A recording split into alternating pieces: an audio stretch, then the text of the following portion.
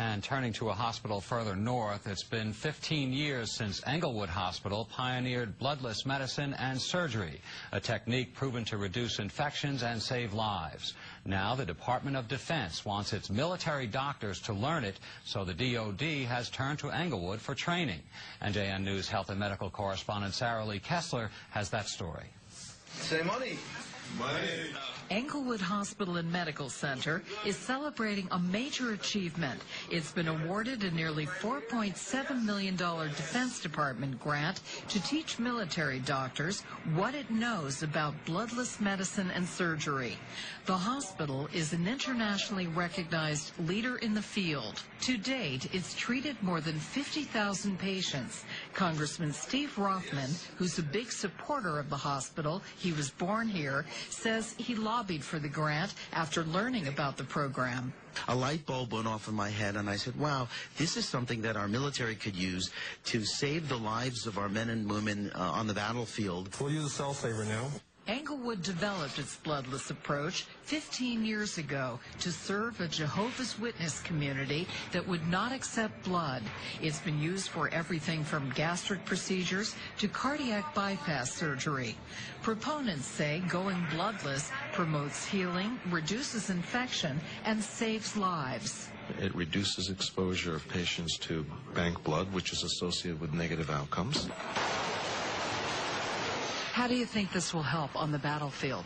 Tremendously, because there are always complications associated with transfusion. We're going to save lives. Military experts also believe the blood management program will be a tremendous asset when natural disasters strike, like the one in Haiti, because that's a time when medical supplies, including blood, are hard to come by.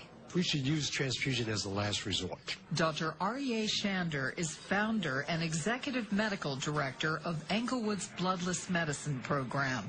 He says with military doctors, he'll focus on the importance of the cell saver, which collects and recycles a patient's own blood. Here's an opportunity with a cell saver to collect the patient's own blood that's shed from surgery, wash it, and then return it as fresh, autologous, meaning your own blood, back to your circulation. The hope is that bloodless medicine will improve survival rates for wounded soldiers. Sarah Lee Kessler, NJN News, Englewood. Innovation often comes where we least expect it. We said, why are they doing okay without blood? 14 years ago, a group of Jehovah's Witnesses asked Englewood Hospital to develop a system where they could have surgery without blood transfusions, which is forbidden in their religion. We saw a year after practicing this way that the witness patients were getting complex surgery and medical care without using blood. The hospital created the Institute for Patient Blood Management after research began showing that performing surgeries without blood transfusions, known as bloodless surgery, eliminated many complications. Instead, patients just have to have a strong blood count. Bloodless medicine utilizes technologies such as oxygen therapy and blood recycling that can help minimize blood loss and also enhance the blood supply. On Friday, the hospital's institute got a boost with $4.69 million in federal funding to train military and civilian physicians in bloodless medicine and surgery.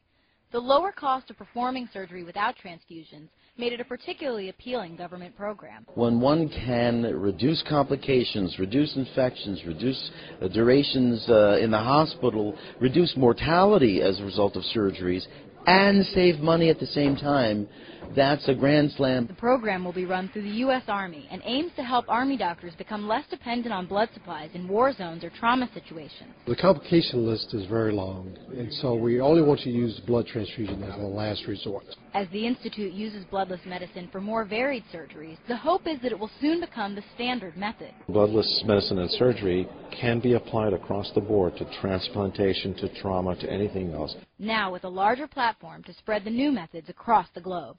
In Englewood, Allie Rosen for your New Jersey News Now on New York 1.